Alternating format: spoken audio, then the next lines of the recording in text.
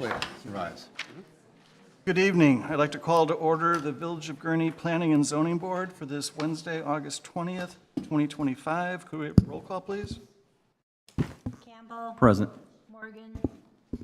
Nordentoff. Here. Half. Here. Martin. Here. Ware. Here. And Sula. Present. We do have a quorum. If everyone would please stand and join me in the Pledge of Allegiance.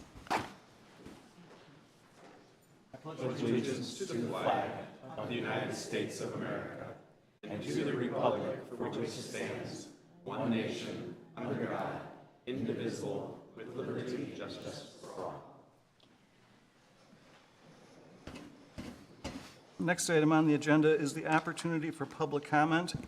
This would be specifically for things that are on the agenda tonight, excluding the public hearing items. Both of them are public hearings. Yes, and they both are, see, I mean, the only thing really is the minutes, yeah. I'm sorry, I don't understand. What do you mean by excluding the public hearing? Because because for public hearings, we have a set period of time during the public hearing where the public is invited to speak. So if I want to speak about something that's not on tonight's agenda, do I speak now? No, you wait till the end of the meeting. Okay, thank you. Okay. There being none, I'll close the floor to the public. Next item on the agenda is the approval of the minutes from our meeting that was held back on July 16th, and I have just one tiny little nitpick thing. On the very bottom of the first page, it says, motion to approve as amended, but there weren't any amendments, so it should be as submitted. Okay. Does anybody have anything else? I've got one, it's a typo, Okay, and it's in the seventh section, informal review at the bottom of the page. The last paragraph has the word planes instead of plans. where are you again, Ronita? So item 7, informal review, at the very bottom, the last paragraph, Mr. Morgan, Mr. Campbell, and Ms. Martin also expressed concern over the relaxation of the buffers. They also expressed, as did Mr. Nordentoff, the lack of any real detail to the planes. Should be plain. It should be plans, right? Yes. Okay, got it. Good catch. Anything else? If not, a motion to approve as amended would be in order. So moved. Moved by Mr. Campbell, second by Mr. Nordentoff. All in favor, say aye. Aye. Motion carries. Next item on the agenda is a public hearing, a special use request for 2.15 plus or minus acres located at Milwaukee Avenue. Shannon? Thank you, Mr. Chairman. This is for an electronic message center sign. American Legion Post 771 is proposing a complete sign overhaul. 4 existing signs will be removed, as well as the main 2-post sign located on the corner of Grand and Milwaukee Avenue near the existing tank display. So these 4 signs will be removed completely, and this one monument sign will be replaced with an electronic messaging center. The proposed electronic messaging viewable area is 14 square feet, which is within the 50 square foot maximum allowance. The ground is proposed to be landscaped. The sign will be about 12 feet high to accommodate for the floodplain, and it is in the C2 Community Commercial District.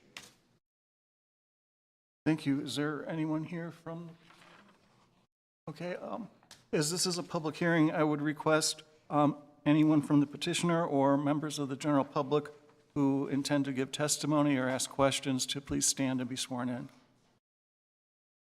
Okay, please raise your right hand. Do you promise to tell the truth, the whole truth, and nothing but the truth?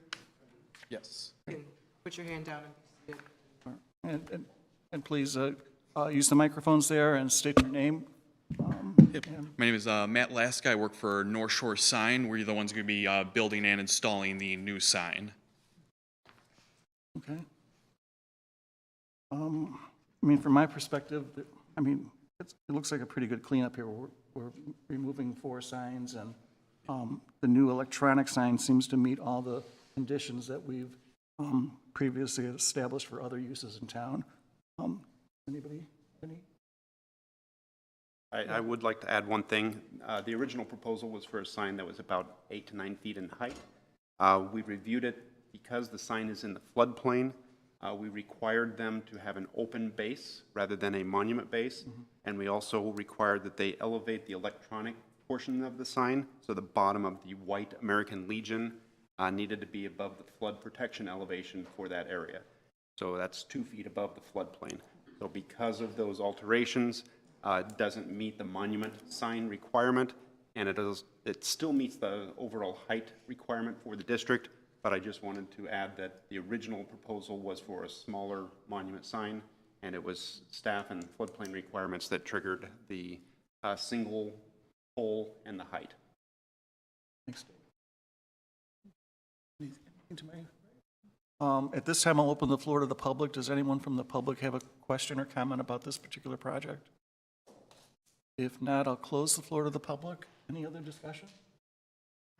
If not, a motion in the form of a recommendation to the village board would be in order, correct?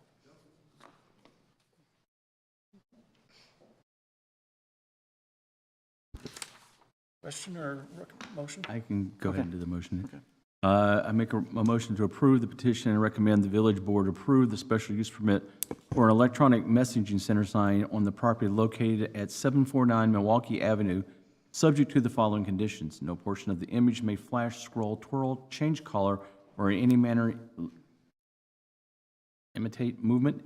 The electronic message center sign must have an automatic dimmer and photocell to adjust the sign brightness. The use of bright white backgrounds for electronic message display is prohibited. All portions of the electronic image message must have a minimum duration of 30 seconds. The electronic message center shall shut off between midnight and 6 a.m. The minimum height of the electronic letters numbers shall not be no less than 6 inches. The transition time between messages shall be instantaneous. The entire message shall be contained in one screen. The electronic sign must have a resolution of 8 millimeters. We have a motion. Do we have a second? Second. Second, Mr. Paff. Any discussion? We have a roll call, please. Campbell, Aye. Morgan, Nordentoff, Aye. Paff, Aye. Martin, Aye. Ware, Aye. and Sula. Aye, motion carries. So as you know, as you just heard, we are a recommending body to the village board. Staff will let you know when the village board will make the final decision on this particular project. So thank you and good luck. Next item on the agenda is another public hearing. This one is for a zoning map amendment and variation for Liberty Point residences proposed to be located on 2.2 plus or minus acres located at South Riverside Drive and Wood Lake Boulevard. Shannon? Thank you. So, Liberty Point Residences zoning map amendment. The subject property is the last parcel of undeveloped land within the Wood Lake subdivision, and Liberty Point Residences is the newest development proposal for the site. The amended 2020 comprehensive plan recommends a continuation of multifamily residential zoning for the subdivision. However, the subject property remains O-1 restricted office district. There has been little to no interest in developing the site for office. Liberty Point Residences, a workforce housing development, has recently received tax credits and anticipates starting construction in January 2026 for the subject property to be workforce housing known as Liberty Point Residences. And we have two representatives here. Great, thank you. Thank you, They Shannon. have their own. At this point in time, as I indicated, this is a public hearing. I would request anyone from the petitioner or members of the general public who intend to give testimony or ask questions to please stand to be sworn in. Please raise your right hand. Do you promise to tell the truth, the whole truth, and nothing but the truth? Great. This time I'll turn the floor over to the petitioner. If you could please use the podium in the middle.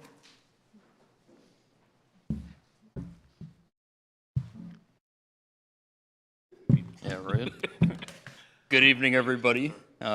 Before we start, are there any new plan commissioners since January timeframe No. in the committee? None? No. Awesome. Well, good evening. Nice to see you all again. Just a quick refresher. Jake Victor, North Point Development. I'm joined here this evening by my co-developer, Lane Manning. So, How you guys doing? Nice to meet you all. we did share a presentation. Are you able to pull that up? Is this the one? That left tab. Is, oh, There you go. Awesome.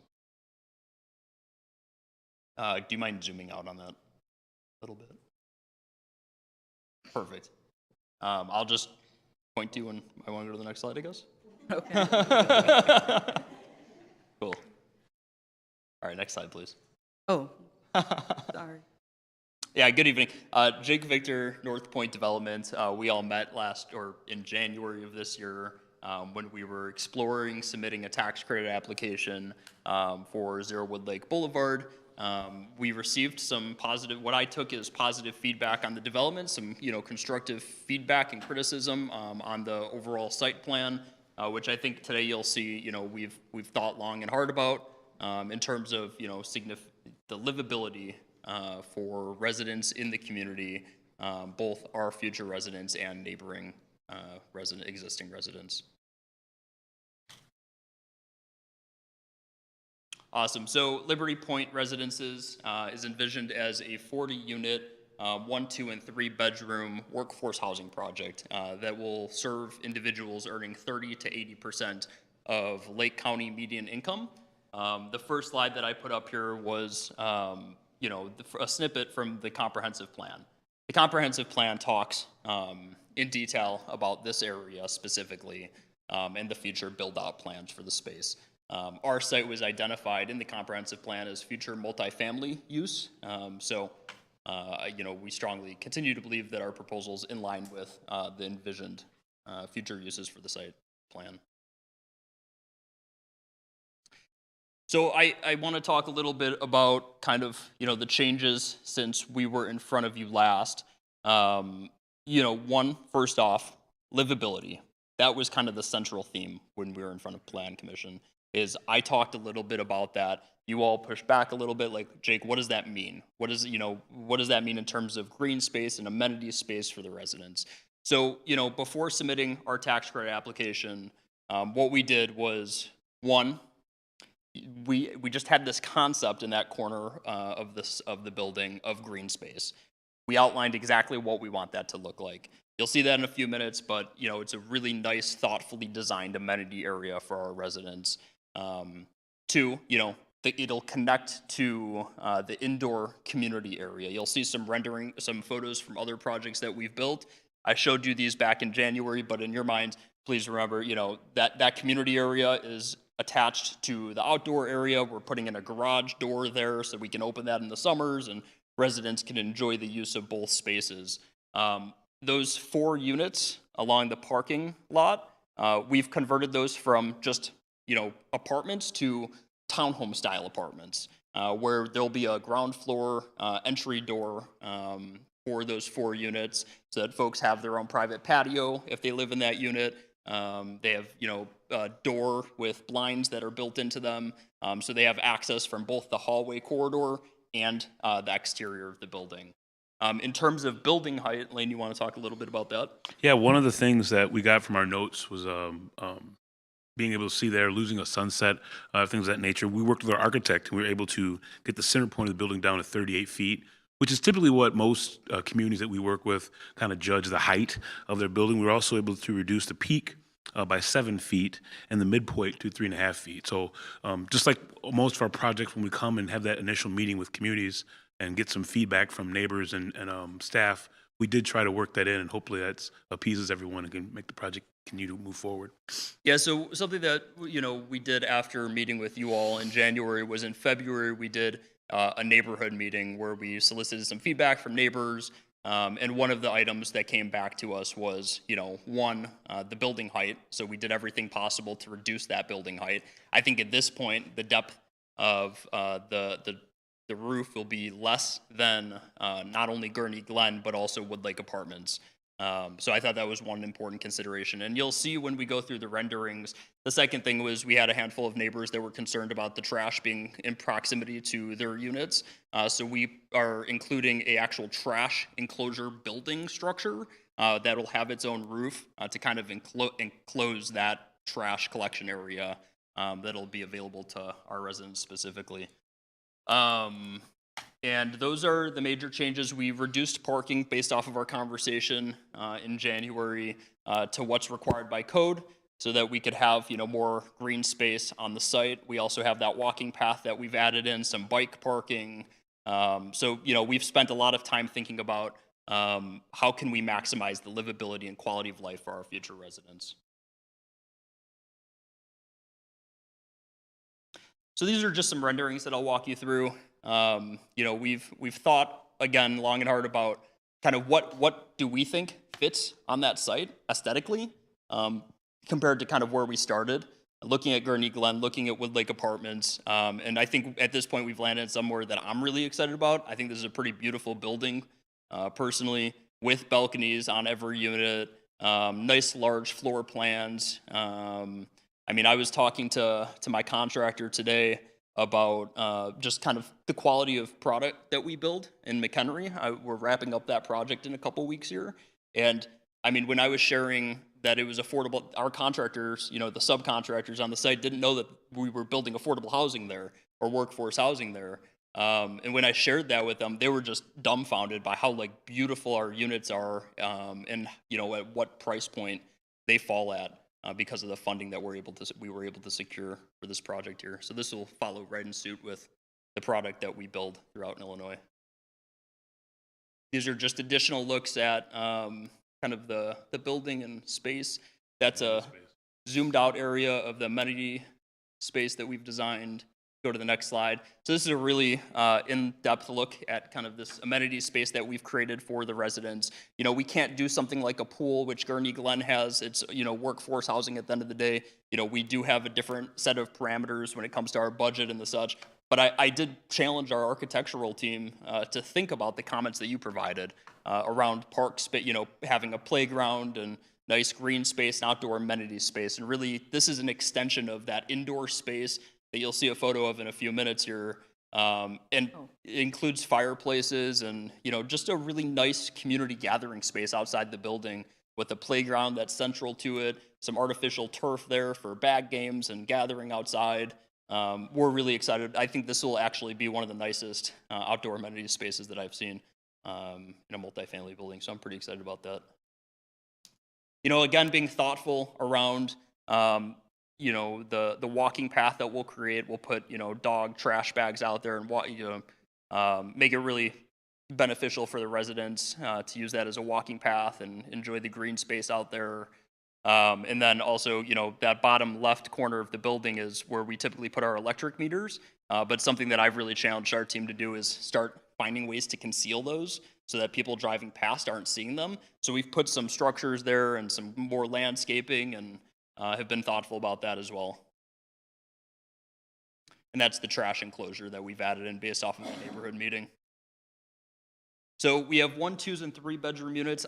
Forgive me, I can't see the numbers or anything on that screen. I know I have to stay back here, but these are large units. They really feel nice and open. Our 1 bedrooms have 1 bath, 2 and 3s have 2 baths in them.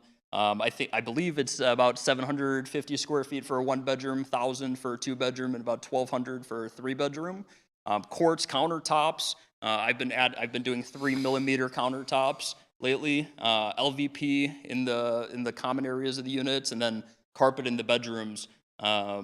Really chasing that current modern aesthetic appeal that we could incorporate here. And then again, balconies in all the units. So this is a look at one of our previous projects, but our project will look very similar to this. A nice fitness room in the building, on-site management office, nice community room. That bottom left image is kind of what I was talking about for the space right next to the outdoor amenity area. So that'll have a garage door now that could be opened in the summers, and then folks could go outside and enjoy that outdoor amenity space that you saw. And that's inside the units. So again, quartz countertops, nice wood LVP flooring, stainless steel appliances. So one thing that has changed since we talked last was, again, around this theme of livability for the residents. We've increased our sustainability goals to LEED 0 instead of enterprise green communities. So that's a pretty high level of sustainability to achieve for a building. And it, in my mind, will be one of the more sustainable buildings in the village of Gurnee, which is really exciting. We've created a relationship with PADS of Lake County to serve specifically our 30% AMI units that we'll have in the building and provide services to those households so that they're fully integrated into the community and have any assistance that they might need. And then this is just a high-level unit distribution of what our 30s, 50s, 60s, and 80% AMI units will look like. Again, you don't have to understand the terminology specifically, but the 30%, 50%, 60%, and 80% AMI basically means we're able to price these units based off of the funding that we've secured to serve a variety of different households in the community. So I actually went and dug into, Wood Lake Apartments and Gurnee Glen. Gurnee Glen is priced to serve folks that are 100% AMI. Wood Lake Apartments serves folks that are, with their pricing, 80% AMI and below. And then we'll serve, 30s, 50s, 60s, and 80% AMI, incorporating those 80% AMIs really to achieve financial feasibility for the project. So we're really excited about it. We were just out there before we drove over here. I think it's really cool to have the opportunity to finish out the development of that community in a thoughtful way that will, at the end of the day, serve, all AMIs, all households and individuals in the village. I think that's a really unique, exciting opportunity. We wanted to get into the density conversation a little bit. It was raised 40 units on 2.2 acres. We dug into our portfolio, and like I said in January, it's right in line with the type of density that we build to on most of our projects. I did get a traffic impact statement completed. I got it yesterday, Dave, so I wasn't able to get it to you. But I did incorporate a handful of screenshots from that so that we can kind of talk about the projected traffic impact of this project. We have adequate parking. We've now reduced parking to the village's minimum requirement. We think that's way more than sufficient for our tenant population. And we also, the traffic study backed us up in that conclusion. We've increased, the green space and amenity space without having to compromise on the density, and really, I believe, have significantly improved the overall livability for the project. And then something really interesting and exciting to share with you all is this was the most competitive IDA application that was submitted this year to the Illinois Housing Development Authority for funding to support a workforce housing project. And I think what that really came down to was, one, how we put the project together and submitted it, and two, just the need in Gurnee. I went back, and IDA has a published workforce housing project location map. And Dave, if you know otherwise, what I saw was it's been about 30 years since Gurnee has had a new construction workforce housing project built in the community. You've had senior housing built, you've had, some pretty big rehab projects done in the community, but nothing new for families in about 30 years, which is just staggering. The market study showed, about 4,500 plus households that'll qualify just in the immediate area, not including folks from outside what they've identified as the primary market area, which is, again, pretty crazy. And then, I think we've changed the site and the green areas and been thoughtful about the building aesthetic design and the such to be more in conformance with the overall area, which I think is really exciting. And then financial feasibility, our land costs are really expensive. It took about 2 years to get this property under contract, knowing that it would be a successful workforce housing project location. But for that, we are paying a pretty penny to move that project forward. And, with 40 units, we're able to take advantage of those efficiencies. So I know that was a concern at the last meeting. Hopefully I've addressed a lot of those concerns at this point, but I do want to share with you the findings of the traffic impact statement. So knowing that this is the market study, just some statistics for you to take a quick glance at. around just the need and what, workforce housing in the area, what kind of vacancy rates they're working off of right now, and just what that need really looks like. In our opinion, we'd love to do more units in that building. We're not asking for that, but I think you're going to see something similar to what we've seen all throughout Lake County and McHenry and Cook County is, hundreds of families that qualify and need a place that's, affordable to them. So the traffic impact statement took a look at, current traffic patterns as of, about 2 weeks ago, knowing that Gurnee Glen still has 2 buildings to finish. They finished 1 out of the 3, and then extrapolated based off of the traffic they were counting from Gurnee Glen today, and came to a conclusion incorporating the future traffic that Gurnee Glen will generate based off a third of their units being completed. So I cannot see that for the life of me. That is so far away, but if you could just tell us what those in and out peak rates look like, or zoom in for me. The estimated site traffic? Yeah, so this is the estimated from KLOA site traffic generation from our development specifically. So they're projecting 1 in and 5 out in the peak hour of the day, and then 10 and 6 at the peak hour in the evening, and about 144 cars coming and going, daily 2-way trips for the site.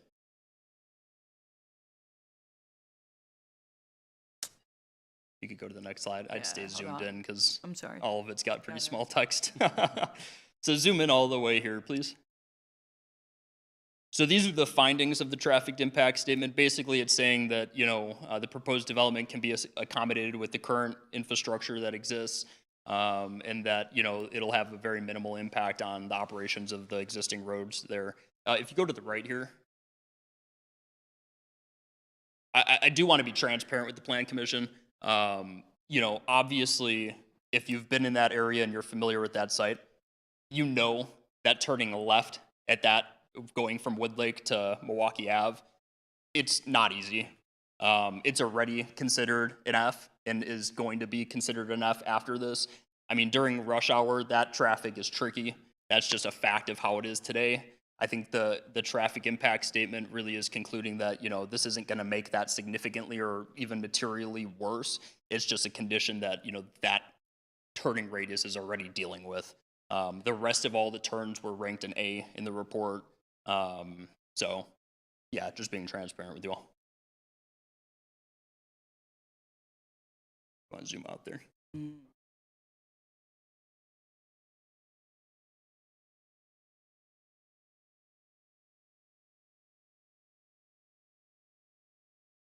So project timeline, this is an overview of kind of what our next steps would look like, assuming we get approval this evening from you all.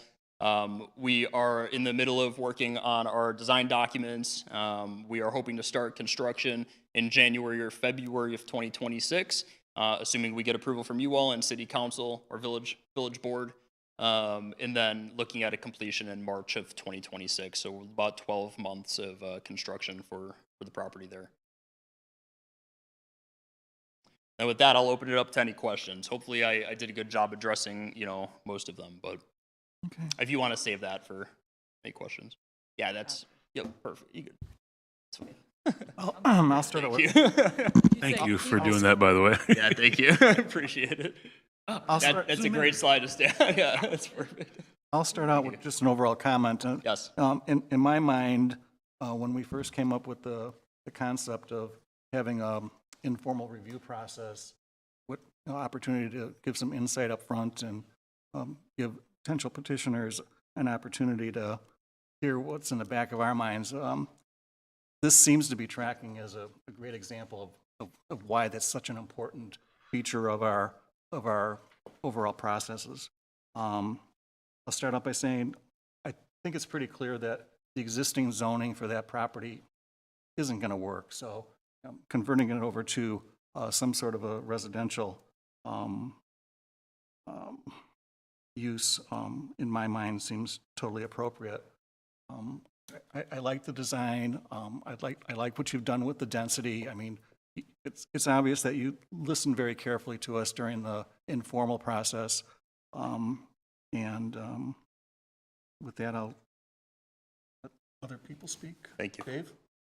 Here, I'll echo what Jim said. I think this is an outstanding example of the process working, and I appreciate, how much you listened and reacted to things that we had talked about. So for me, I think the reduction in the density, bringing it down, bringing the bulk down a little bit, respecting the buffers that we had talked about, because if we just go straight R6, it could be a lot worse than still what you're willing to offer in terms of buffers around all sides, including the parking. So I think that's going to assist to help still feel, much more friendly residentially than bulking out, right? Architecturally, I appreciate the detail as well. It's a pretty big change from the last plan you've seen. Yeah, so. can I ask what the exterior building materials are composed of? Yeah, it's hardy and then stone on the Hardy? ground floor. Yeah. Okay, good. Yep. Okay. And then So we're going to incorporate like a wood material for where you see that kind of wood look on the building. Great, I appreciate that. Mix it up a little bit. So I think the things that are being requested are appropriate. I think it's in line with what the comprehensive plan's calling for. So I personally always really lean on what that document talks about and what we have as a vision as a community. So anyway, thank you for getting us to this point right now. Yep, thank you. Thanks, Dave. Todd? I believe you and Dave has expressed my view of it. The only concern I have is that there's only one entrance exit into that parking lot. Sure. I'm not sure if that's if there's two can be put there, but if not, I do appreciate everything you all have done to this and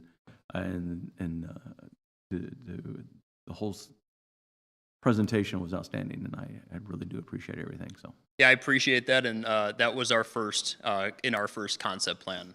We received feedback from staff that they'd prefer that second entrance is not there. Okay. And I forget, there was some rationale from Adrian, I just forget what it was. Yeah, so the basic premise is, having a driveway coming out on the inside of a curve makes for difficult visibility pulling out. And then once you get to the tangent on the north side of the curve, the lineup of the existing access points across the way wouldn't work. So it worked best with 40 units and 70 odd parking spots. Shouldn't be an issue with the one single driveway. okay, cool. Thank you. Edwin? I have just one question.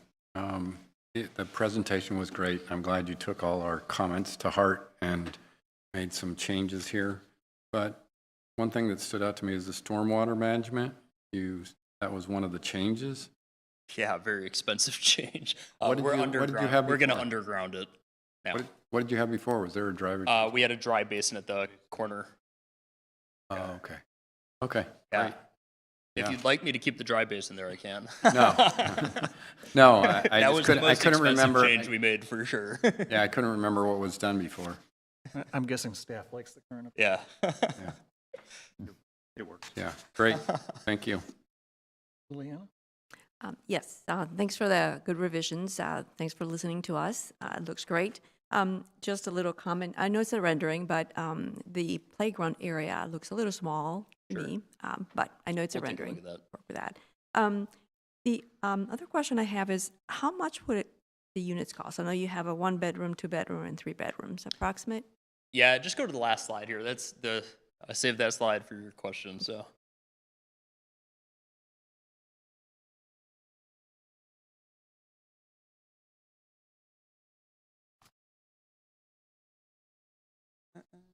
It's the other document. Yeah, there you go. You were ready. You had all prepped. So this data from Woodlake and Gurnee Glen, I just thought you all would find interesting. That's new as of a few hours ago. And if you want to zoom in on the rents at the bottom there. Yep. So we'll have 30, 50, 60, and 80% AMI units. Those are the maximum rents that I can charge before utility allowances are taken into account. So I would reduce each of those totals by about $150 that we have to give for a buffer on utility costs. So our most expensive unit that we could possibly have is $2,400. Based off our last model, I don't think that we're going to be near that. And then the 30%, some 30% AMI units will be at about probably $500. Yeah. So really, I mean, I think it's just so exciting having dug into the Woodlake part, the Woodlake resident, forgetting the name, and Gurnee Glen, and looking and finding out that, you know, you got 80, 100%, now you're gonna have 30 to 80, like, that's pretty cool as a community to have a multifamily development with 3 different developments that serve 100%, you know, up to 100% AMI. I work with a lot of communities, and that's kind of what some of them are asking now, right? Can you do you do a 30 to 80% and then also build like 100 to 120%? Because communities need both. So I think that's pretty cool. Thank you. And I do have one question. And one of your documents, you had type A units 6, type P or B, DAP units 34. What's that mean? Yeah, so type A units are, you know, lower countertops, microwave on the counter. It's for somebody that's in a wheelchair. Type B units are units that can easily be converted to type A or ADA units. So 100% of the units will be at a minimum type B, and then a number of them will be type A/ADA. And we go above and beyond what code requires. That's incentivized by IDA. Okay, great. Thank you. Yep. First of all, thank you. You listened and you responded, so that's wonderful. I think the proposal looks wonderful. It has great space. It creates community and a lot of green space, a lot of walking areas. So thank you. I think that's what was needed. I'm just curious with your other projects, what's your typical occupancy rate? 100%. Oh, yeah. okay. There will never be a workforce housing project in Illinois if it's managed correctly that'll be under 100% AMI for more than a month. Our wait list at all of our properties are, you know, in the 300 range. Okay.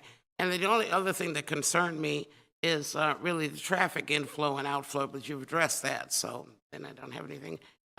Thank you very much, and congratulations. Yeah, on that topic, I will add, the village kind of has a medium to long-range plan for the north access point of Woodlake Boulevard to be turned into a signalized intersection. It's predicated on the development across the street at the Triangle property that's being considered for development. So if we can get enough, and this is a kind of a counterintuitive statement, if we can get enough traffic, we can get the signal. So having a F-rated intersection at the south end bodes well for helping to justify the signal at the north end. What's the opposite? If you build it, they will come. Exactly. Okay. Lights. All right. David, if I can real quick, there were a handful of folks that came up to me that are here No, we're trying to. to support the project. There might be a handful that are here to oppose the project. I would encourage the folks that are here that in support of the project to still speak. I think they've probably talked to a lot of community members and employers in the community, and it's important information for you all to have. So that's my final comment. Okay, at this point in time, I will open the floor to the public. And if you could please, as you approach, state your name and... Hi, I'm Lauren Fish. I'm a Gurnee resident, and I'm here speaking in favor of the Liberty Point project and on behalf of the Gurnee chapter of Joining Forces for Affordable Housing, which some of my fellow mates are here. So Gurnee has a rich history of having housing for all income levels, but of course with the economy, limited building that's occurred, it's become a pretty substantial challenge for our lower income residents. I personally have seen this firsthand. I'm a realtor, and so I help people with all sorts of housing, including rentals. And the inventory is a substantial issue. It's not getting better, and affordability is going up. So this is an extreme financial burden to the tenants, and having more options like this will be, I think, life-changing for even if it is 40 units. It's the step in the right direction. A simple example that I wanted to share is I recently had clients that were told by their landlord that they weren't renewing their lease because they want to sell it because times are good, and they want to stay in Gurnee. But they were quickly educated that to find something similar, it will be pretty much $1,000 more a month because of the longevity they had in that other unit. That forced them to have to look outside of Gurnee, right? They had to explore every driving distance. And we actually did find them a spot here, but their budget is obviously greatly impacted, and it is not the same type of unit, right? They had to give in on some amenities. And especially, I see people running into problems when we get to the 2 and 3 bedroom level. It's bleak. And this will provide a lot of hope for people to just have some better options that are well taken care of. And I think that's also a good thing to note, is sometimes the options are there, but they may not be the most well-maintained properties that we see. So yeah, our neighbors are struggling, and we think Liberty Point is definitely a step in the right direction with 40 units that will be affordable for all of our neighbors. And we really do thank you for your continued support of a project like this, and we hope there's several more to come in the future and keep as many people here in Gurnee as we can. Great, thank you very much. Excuse me, I'm sorry, can you print your name on that? Oh, yeah. Yes, for the minutes.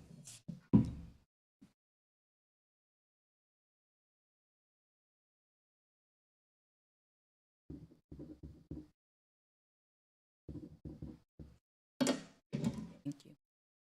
Anyone else care to speak? If not, I'm going to close the floor to the public. Any additional questions, comments by members of? If not, a motion in the form of a recommendation to the village board would be in order.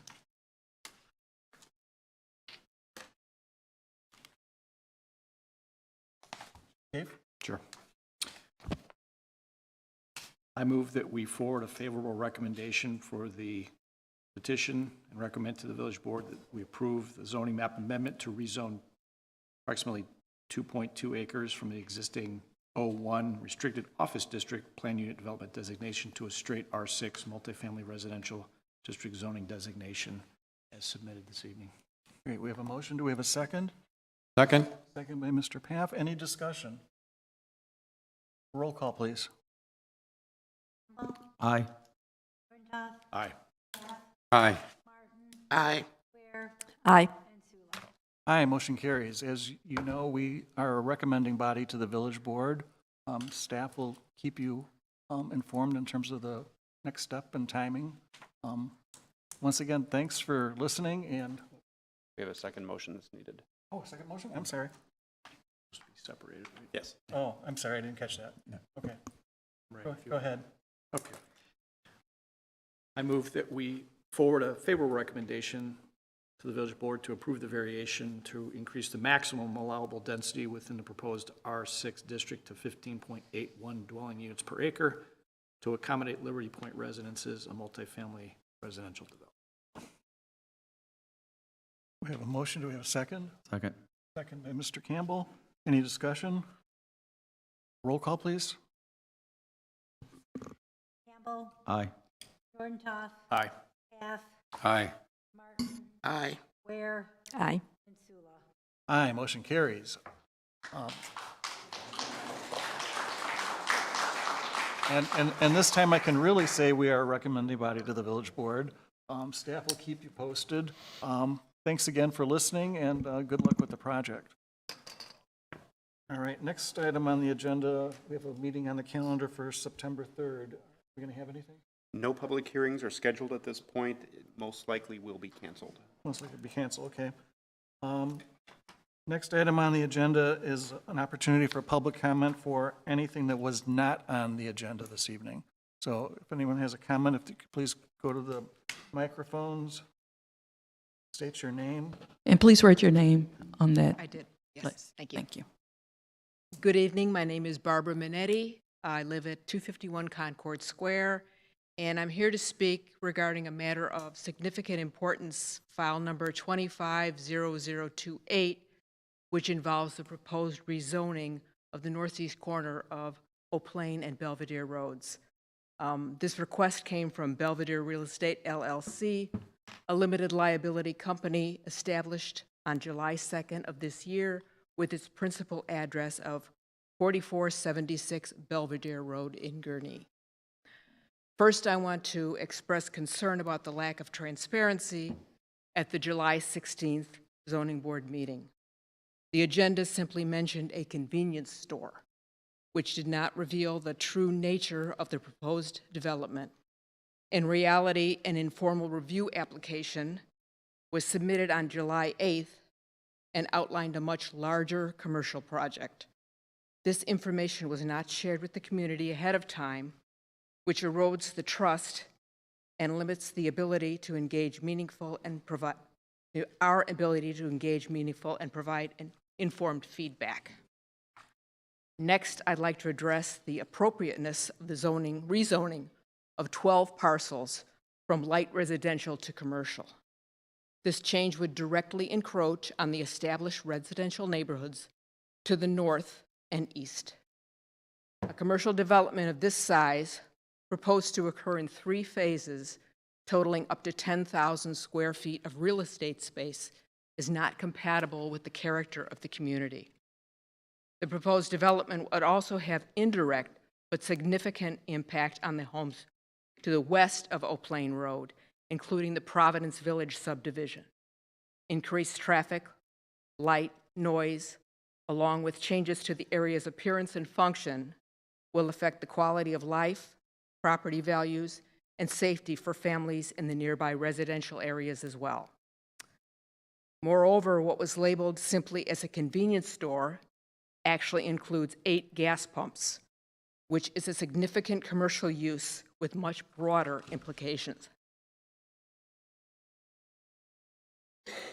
Would there be limits on the hours of operation? What types of goods or services would be supplied by these operations? Food service, alcohol, tobacco, vape products, cannabis, or gambling? Before proceeding with any zoning changes, I urge the board to ensure comprehensive impact studies are conducted, including traffic impact assessments by both the Illinois and Lake County Departments of Transportation, carefully evaluating the ingress and egress points to prioritize traffic safety and flow. Public safety evaluations with crime impact studies from the police and hazard assessments from the fire department. Excuse me, we have a 3-minute limit, and you've just exceeded it, so if you can quickly wrap up, please. Okay, sure. One more, thorough analysis of potential pollution, addressing environmental concerns such as runoff, fuel storage, trash, and rodent control, noise, and light pollution, especially given the proximity to the residential addresses. Thank you. Thank you. And I have requested that this be included, my statement be included in the minutes. Thank you. And it will be, as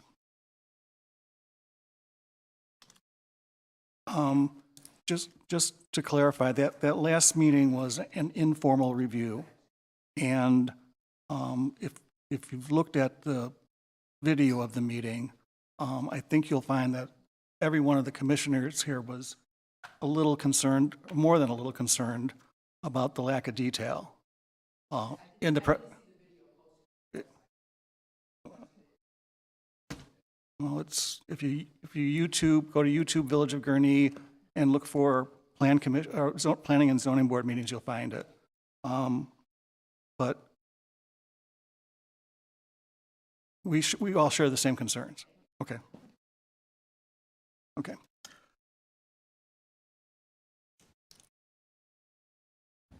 That was the last item on the agenda, so a motion to adjourn would be in order. So moved. Second. All in favor, say aye. Aye. Motion carries. Thank you, everyone. Enjoy the upcoming Labor Day weekend. Yes.